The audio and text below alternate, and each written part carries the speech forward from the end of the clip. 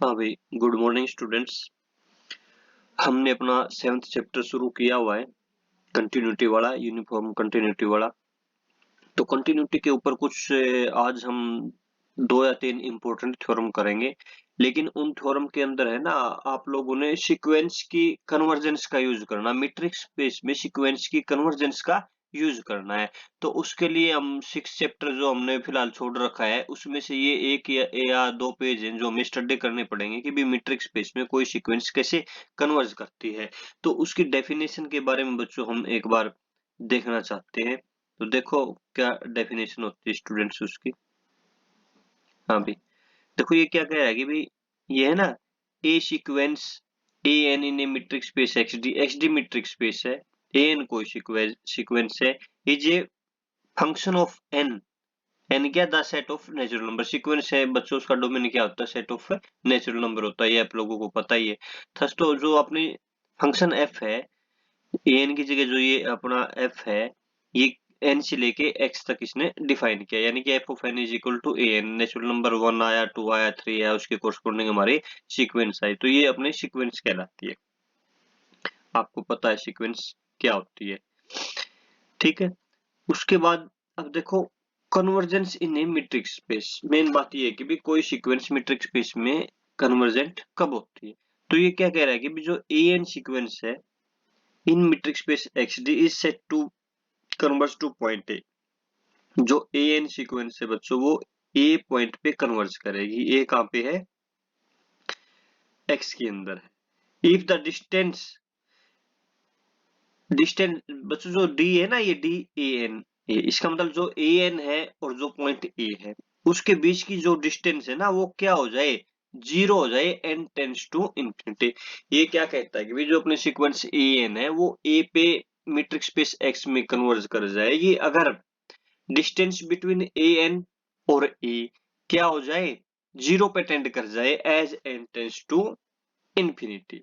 या फिर दूसरी लैंग्वेज में क्या कहूँ आप, कि भी कोई भी एप्सिलॉन ग्रेटर देन जीरो है, there exist a positive integer n naught, कि भी एक पॉजिटिव नंबर आपको एन नोट मिलेगा, depending upon epsilon such that d of a n a less than epsilon for all n greater than equal to n naught. इसका मतलब क्या हुआ कि भी कुछ फाइनाइट नंबर को छोड़ के, देखो ये क्या गया कि फॉर ए गिवन एप्सिलॉन, यानी कोई भी एप्सिलॉन ले लीजिए, उसके कोरस्पोंडिंग एक एन नोट मिलेगा, सच दैट उस एप्सिलॉन को रेडियस लेके और उस ए को सेंटर मान के एक ओपन स्फीयर ड्रा कर लीजिए। तो उस ओपन स्फीयर के अंदर पहली फाइनाइट नंबर ऑफ टर्म्स, यानी कि पहली एन नोट टर्म्स को छोड़ के सारी की सारी टर्म उस स्फीयर के अंदर वो होंगी। तो हम क्या कहेंगे कि भी जो ए एन सीक्वेंस है वो कहाँ पे कन्वर्ज कर रही है, अपने ए पे कन्वर्ज कर रही है। देखो ये कह रहे हैं कि d n a less than epsilon for all n greater than equal to n naught, means some stage onwards the distance between a and a can be made less than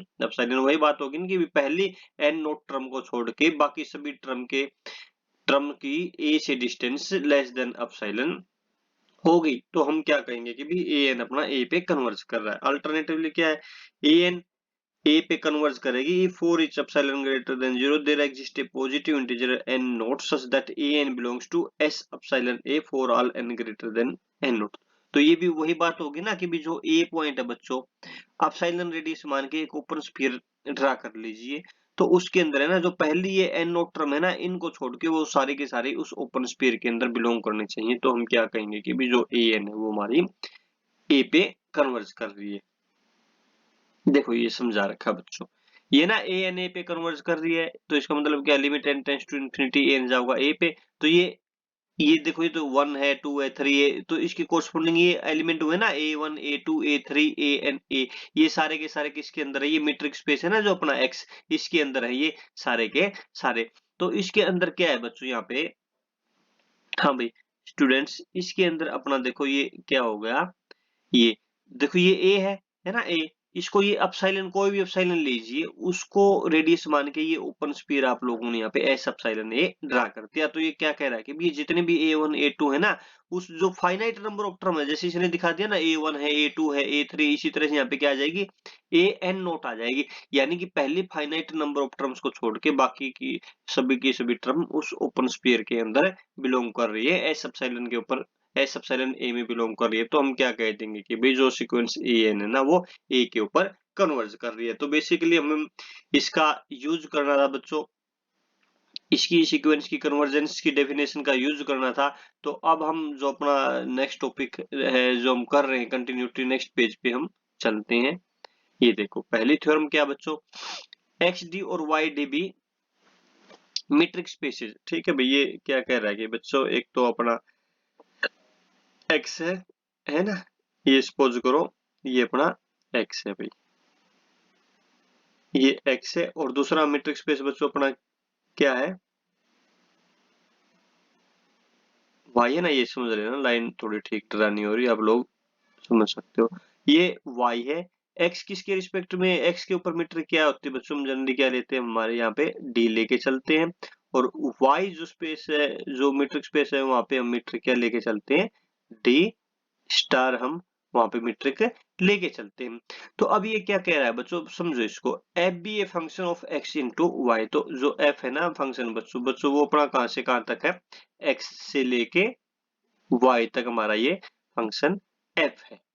तो ठीक है, तो एफ इनवर्स बच्चों अपना कहां से कहां तक होगा, तो ऑब्वियस बात है एफ इनवर्स कहां से कहां तक होगा अपना, ये वाई से लेके होगा ना, ये वाई से लेके और एक्स तक हमारा क्या होगा, एफ इनवर्स होगा। देखो दो तीन थ्योरम में ये बच्चों आप लोगों ने अच्छे से समझनी है। ये एफ इनवर्स हमारा कहां से कहां तक हो गया, वाई से लेके एक्स तक हमारा ये हो गया। तो ये क्या कह रहा है कि भी then f is continuous at a. A तो बच्चों अपना सपोज करो यहाँ पे है ना ए, तो ये पॉइंट ए हो गया। तो जो अपना एफ है ना वो इस पॉइंट ए के ऊपर क्या है, कंटिन्यूस है, if and only if to every sequence a n in x, कि भी इसमें एक्स में कोई भी सीक्वेंस ए एन है जो ए के ऊपर कन्वर्ज कर रही है। ठीक है भी, कोई भी सीक्वेंस मान लो ए एन है, इसके अंदर ये पॉइंट है, सारे के सारे ए एन ए के ऊपर कन्वर्ज कर रही है, then the sequence f of a n, तो इसके अंदर ये पॉइंट अपना ए है, तो ये क्या हो जाएगा बच्चों यहाँ पे एफ ऑफ ए हो जाएगा ना, एफ ऑफ ए। और वहां पे सीक्वेंस क्या अपनी ए एन है, तो यहाँ पे सीक्वेंस क्या हो जाएगी हमारी, एफ ऑफ ए एन हो जाएगी। देखो इंपॉर्टेंट थ्योरम है बच्चों ये, दो तीन, ये हमारी ए एन की कोर्सपोंडिंग यहाँ पे एफ ऑफ ए एन हो जाएगी। तो क्या कह रहा है कि भी ए एन ए पे कन्वर्ज कर रही है, तो f of a n y में एफ ऑफ ए पे कन्वर्ज करेगी। एक बार दोबारा समझो बच्चों स्टेटमेंट क्या है, अगर एफ ए के ऊपर कंटिन्यूस है कब होगा, if and only if every sequence a n converging to a in x, f of a n must converge to f of a in y. तो हम क्या कहेंगे कि भाई वो ए के ऊपर कंटिन्यूस है, या फिर every sequence f of a n converge कर रही है एफ ऑफ ए पे, तो उसका मतलब क्या हो जाएगा कि भी ए एन ए पे कन्वर्ज कर रही है और f of n f of a पे कन्वर्ज कर रही है, तो वो फिर क्या हो जाएगा, एफ को क्या होना पड़ेगा वहां पे, कंटिन्यूस फंक्शन हमारा होना पड़ेगा। तो इसलिए आप लोगों ने इसका प्रूफ करना है, तो प्रूफ देखो बच्चों, पहले केस में हम क्या लेके चल पड़े, यहाँ पे एफ को ए पे कंटिन्यूस मान लिया और ए एन किस पे कन्वर्ज कर रही है, ए पे कन्वर्ज कर रही है। तो क्या मान लिया हमने, एफ तो फंक्शन है ए पे कंटिन्यूस है और ए एन सीक्वेंस ए पे कन्वर्ज कर रही है। तो आप लोगों ने प्रूव क्या करना बच्चों, एफ ऑफ ए एन किस पे कन्वर्ज कर रही है, एफ ऑफ ए पे कन्वर्ज कर रही है। तो अब देखो इसको इस पे कन्वर्ज प्रूव करना है, तो हम क्या लेके चल पड़े, एप्सिलॉन कोई भी ग्रेटर देन 0 है, एफ ए पे एफ कंटिन्यूस दे रखा है ए पे, तो इसका मतलब क्या हुआ कि भाई जब जब एक्स और ए के between distance less than delta होगी, तो उसकी इमेज की डिस्टेंस किससे लेस देन हो जाएगी, इस एप्सिलॉन से लेस देन हो जाएगी। तो इसका मतलब क्या हुआ, जब जब एक्स और ए के between distance less than delta है, तो उसकी इमेज के बिटवीन जो डिस्टेंस है वो तो वाई में है, वहां पे मीट्रिक क्या होगी, डी स्टार होगी। तो डी स्टार के रिस्पेक्ट में उनकी इमेज की डिस्टेंस लेस देन एप्सिलॉन हो जाएगी, और एक्स आपका एक्स में बिलोंग कर रहा है, एफ एक्स अपना वाई में बिलोंग कर रहा है। ठीक है भाई, ये तो कंटिन्यूटी की डेफिनेशन होगी। अब ए एन ए पे भी कन्वर्ज कर रहा है, तो ए एन ए पे कन्वर्ज कर रहा है, तो आप लोगों को एक ये जो एप्सिलॉन है ना, ये जो दे रखा है इसके कोरस्पोंडिंग एप्सिलॉन, या जो ये डेल्टा लगा लो यहाँ पे डीएक्स की बात करने में, तो इसके कोरस्पोंडिंग एक n naught belongs to n मिलेगा, एप्सिलॉन का काम डेल्टा कर रहा है, यहाँ पे एन नोट मिलेगा, सच दैट कि भी ए एन और ए की लेस देन डिस्टेंस क्या हो जाएगी, less than delta for all n greater than equal to n naught, यानी कि पहली एन नोट नंबर को छोड़ के बाकी सभी उस सीक्वेंस की जितनी भी टर्म है उनकी डिस्टेंस ए से क्या हो जाएगी, लेस देन डेल्टा। वो थी ना डेफिनेशन की भी d a n a less than epsilon for all n greater than equal to n naught.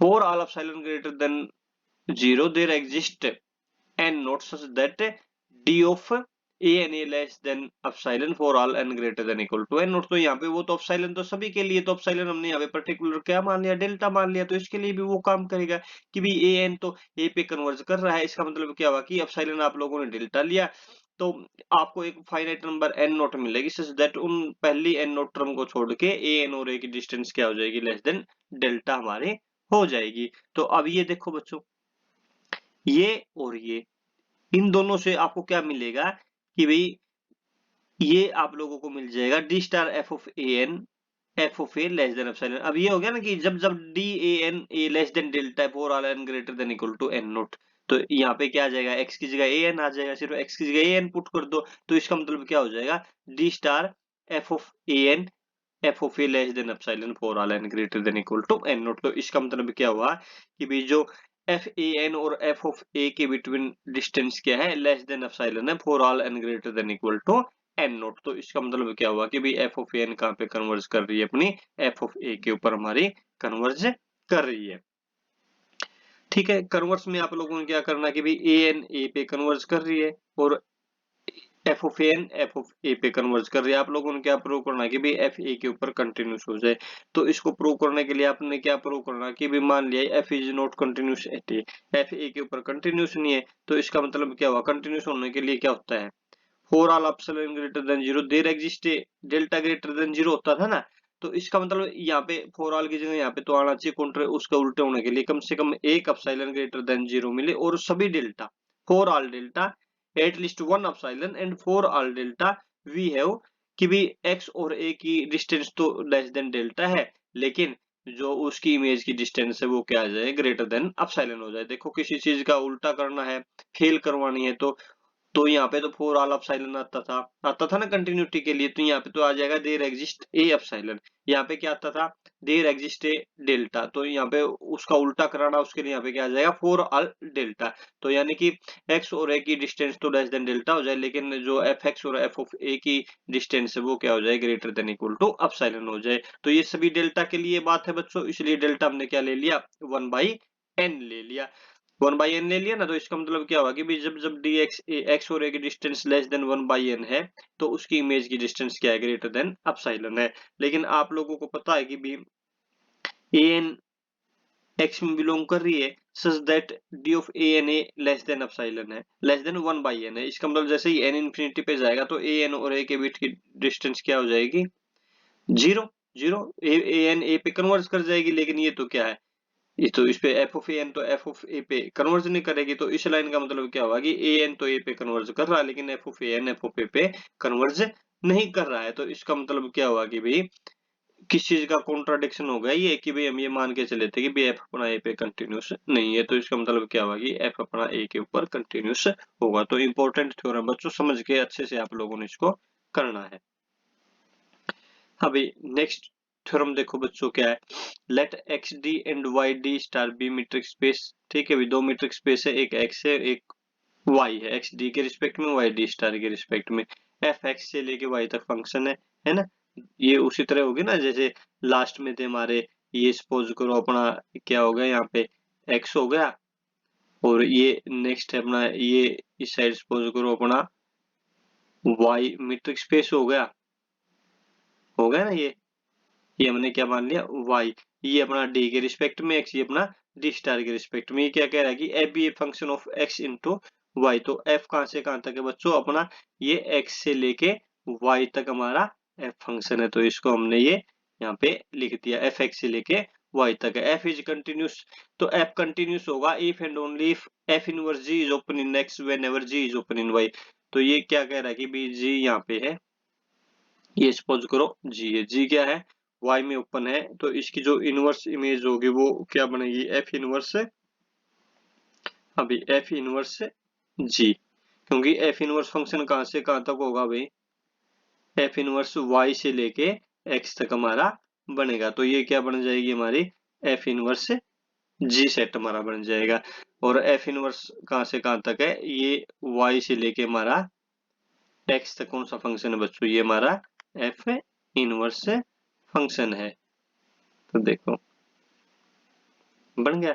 तो अब ये क्या कह रहा है कि भी जो एफ है ना, एफ को कंटिन्यूस होना पड़ेगा। कब होगा, अगर जी में कोई भी ओपन सेट हो तो उसकी इनवर्स इमेज एफ इनवर्स जी कहाँ पे ओपन हो जाए, एक्स में ओपन हो जाए। तो अब देखो, अब हम क्या लेके चल पड़े बच्चों, यहाँ से हम चल पड़े कि भाई let f be continuous on x and g be any open subset of y. F को हमने कंटिन्यूस मान लिया और जी को यहाँ पे ओपन मान लिया। आप लोगों ने क्या प्रूव करना, एफ इनवर्स जी एक्स में ओपन हो जाए। तो एफ इनवर्स जी एक्स में ओपन हो जाए तो हम क्या प्रूव करेंगे कि भाई ये एफ इनवर्स जी है ना, इसके प्रत्येक पॉइंट का क्या बन जाए, नेबरहुड बन जाए, या इसका प्रत्येक पॉइंट क्या बन जाए, एफ इनवर्स जी का इंटीरियर पॉइंट बन जाए। तो अगर एफ इनवर्स जी फाई है तो ऑब्वियस बात है एम्प्टी सेट तो क्या होता है, ओपन होता है। सपोज करो वो नॉन एम्प्टी, एफ इनवर्स जी क्या है, नॉन एम्प्टी है, तो एक एलिमेंट तो बच्चों उसके अंदर बिलोंग करेगा ना। तो आप लोगों ने क्या बिलोंग कर लिया, ये मान लिया ना इसने कि भी सपोज करो कि भी एफ इनवर्स जी के अंदर है ना ये पॉइंट है, यहाँ पे कौन सा पॉइंट बिलोंग कर रहा है, ए यहाँ पे बिलोंग कर रहा है। तो एफ ऑफ ए कहाँ पे बिलोंग कर जाएगा बच्चों, ये हमारा किसके अंदर बिलोंग कर जाएगा, जी के अंदर हमारा कौन सा पॉइंट बिलोंग कर जाएगा, ए के कोरस्पोंडिंग जो पॉइंट है वो कहाँ पे बिलोंग कर जाएगा हमारा, इसके अंदर बिलोंग ये कर जाएगा। ठीक है भाई, कर गया ना बिलोंग, एफ ऑफ ए जी में बिलोंग कर गया। लेकिन जी क्या बच्चों, ओपन है ना, ओपन ओपन है तो एक ओपन स्फीयर मिलेगा जो एफ ऑफ ए को सेंटर मान के और अपसाइलन रेडियस लेके वो किसका सबसेट हो जाएगा, जी का सबसेट हो जाएगा। ऐसा क्यों आया बच्चों, क्योंकि जो जी है वो तो ओपन सेट है ना, ओपन सेट, और ओपन होता है तो वो क्या होता है बच्चों, उसके प्रत्येक पॉइंट का नेबरहुड होता है। तो एफ ऑफ ए जी में बिलोंग कर रहा है तो जी एफ ऑफ ए का नेबरहुड होगा तो एक ओपन स्फीयर मिलेगा जो एफ ऑफ ए को कंटेन करता हुआ जी का सबसेट हमारा बन जाएगा। अब आगे देखो, एफ इज कंटिन्यूस एट ए, ये तो है क्योंकि एक्स पे कंटिन्यूस है तो वो ए पे भी कंटिन्यूस होगा। इसका मतलब there exist an open sphere S a delta, तो एक एस ए डेल्टा मिलेगा यहाँ पे। देखो पीछे एक आई थी, थ्योरम भी आई थी, देखो एक बार इसको पढ़ लो। ये सपोज करो ये क्या बन गया, एस ए डेल्टा हमारा ये मिल गया। अभी इसके अंदर ये हमारी रेडियस क्या है, डेल्टा है, बन गए। तो इसका मतलब क्या है, एफ ए पे कंटिन्यूस है तो एक open sphere S a delta मिलेगा सच दैट जो एस ए डेल्टा है बच्चों, इसकी इमेज किसके अंदर कंटेन हो जाएगी, इस स्फीयर के अंदर कंटेन हो जाएगी, एस एफ ए अपसाइलन के अंदर कंटेन हो जाएगी। ये एक बार कंटिन्यूटी पीछे आई थी, अल्टरनेटिव डेफिनेशन थी कि भी प्रत्येक इसका कोई भी वो ले लीजिए आप, अगर कोई भी यहाँ पे एफ ऑफ ए को कंटेन करने वाला स्फीयर है तो उसके कोरस्पोंडिंग एक ए को कंटेन करने वाला डेल्टा रेडियस का स्फीयर मिलेगा जिसकी इमेज किसके अंदर कंटेन हो जाएगी, एस एफ ए एप्सिलॉन के अंदर कंटेन हो जाएगी। तो इस तरह से 1 और 2 से हमें क्या मिल गया बच्चों, देखो ये एफ ए डेल्टा सबसेट है, ये ना एफ ए डेल्टा सबसेट है एफ ए एप्सिलॉन का। इसका मतलब क्या हुआ, एफ ए डेल्टा सबसेट हो गया जी का, और यहाँ से क्या हो गया, एस ए डेल्टा सबसेट हो गया एफ इनवर्स जी का। यानी कि यहाँ से क्या हुआ, ए एफ इनवर्स जी में बिलोंग कर रहा है तो उसको कंटेन करने वाला एक open sphere S a delta f inverse G के अंदर मिल गया जो किसका सबसेट है, एफ इनवर्स जी का सबसेट है। इसका मतलब एफ इनवर्स जी क्या हुआ, ए का नेबरहुड हो गया। यानी कि ए कोई भी आर्बिट्रेरी पॉइंट था और उसका वो नेबरहुड हो गया। तो इसका मतलब क्या हुआ, एफ इनवर्स जी क्या हो गया हमारा, यहाँ पे ओपन सेट हमारा ये हो गया। अब उल्टा देखो, we suppose the inverse image under f of every open set in y be open set in x। भाई हमने क्या मान लिया कि भाई इसका कोई भी ओपन सेट है जी और वो एफ इनवर्स जी एक्स के अंदर ओपन है। तो आप लोगों ने क्या प्रूव करना है, एक्स कंटिन्यूस हो जाए। तो इसके लिए हम एक पॉइंट लेके चले, ए लेके चले एक्स में, तो इसका मतलब क्या हुआ, यानी एप्सिलॉन कंसीडर ओपन स्फीयर। तो एक एप्सिलॉन लेके और एक ओपन स्फीयर भाई हमने कंसीडर कर लिया, कोई भी एप्सिलॉन ली, एक open sphere S F epsilon ये कंसीडर कर लिया। ये कहाँ पे बिलोंग करेगा, ये वाई में बिलोंग करेगा। लेकिन जो एफ इनवर्स, इसकी जो इनवर्स इमेज होगी बच्चों वो कहाँ पे बिलोंग करेगी, वो तो एक्स के अंदर बिलोंग करेगी। तो ये ओपन है, ये ओपन स्फीयर है तो ये भी क्या हो गया, इसकी इमेज भी क्या होगी, ओपन होगी। और ए इसके अंदर बिलोंग कर रहा है ना। इसका मतलब क्या हुआ, यहाँ से क्या आ जाएगा, there exist an open sphere, ये तो ओपन हो गया ना और ए इसके अंदर बिलोंग कर रहा है तो ये जो है ये इसका क्या होगा, नेबरहुड होगा। नेबरहुड होगा तो इसको कंटेन करने वाला एक ओपन स्फीयर ऐसे डेल्टा मिलेगा जो इसका सबसेट हो जाएगा। और यहाँ से क्या आ जाएगा, F S a delta S F A epsilon का सबसेट हो जाएगा। और ये जो कंटिन्यूटी की अल्टरनेटिव डेफिनेशन है उसके अनुसार क्या हो जाएगा, अपना एफ फंक्शन ए के ऊपर कंटिन्यूस से हो जाएगा। तो इस तरह से आप लोग इस थ्योरम को कर सकते हो। ये भी इंपॉर्टेंट थ्योरम है, इससे पहले वाले भी इंपॉर्टेंट थ्योरम थी, ये भी इंपॉर्टेंट थ्योरम है। अब ये एक और देखो, एक्स डी और वाई डी दो मीट्रिक स्पेस है, पहले इसी थ्योरम के ऊपर जो भी की एफ एक्स से लेके वाई तक है, तो f continuous if and only if inverse image under f of every close subset of y is closed in x. वही होगी ना कि भी यहाँ पे जो जी था ना उसकी इनवर्स इमेज ओपन हो जाए यहाँ पे, अगर वाई के अंदर कोई भी क्लोज सेट एक्स, कोई भी क्लोज सेट है वाई का, तो वो एफ इनवर्स उसकी इनवर्स इमेज कहाँ पे एक्स में क्या हो जाए, क्लोज्ड हो जाए। तो पहला वही ले लिया, एफ कंटिन्यूस ले लिया, एफ कोई भी वाई का क्लोज सबसेट ले लिया, तो आप लोगों ने क्या प्रूव करना है, एफ इनवर्स एफ क्या हो जाए, क्लोज्ड हो जाए। तो देखो एफ क्लोज्ड है, इसका मतलब एफ कंप्लीमेंट वाई में ओपन होगा, ठीक है। एफ कंटिन्यूस दे रखा है, इसका मतलब f inverse y minus f कहाँ पे ओपन होगा, एक्स के अंदर ओपन हो जाएगा। ये आपको पता है ना, ओपन वाले सेट की जो इससे पहले वाली थ्योरम की थी उसके अनुसार हो गया। लेकिन आप लोगों को ये भी पता है f inverse y minus f को हम क्या लिख सकते हैं, f inverse y minus f inverse f, और इसको क्या लिख सकते हैं, x F inverse F.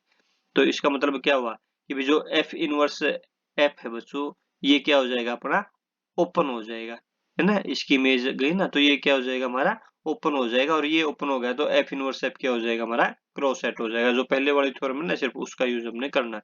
Same way में कन्वर्सली हम क्या लेके चले पड़े, प्रत्येक सेट क्या है, क्लोज्ड है। तो आप लोगों ने क्या प्रूव करना है कि भी वो कंटिन्यूस हो जाए। तो इसके लिए हम क्या लेके चल पड़े, G be open subset of Y, Y G क्या है बच्चों, वाई का ओपन सेट है, इसका मतलब जी कंप्लीमेंट क्या हुआ उसका, क्लोज्ड हुआ।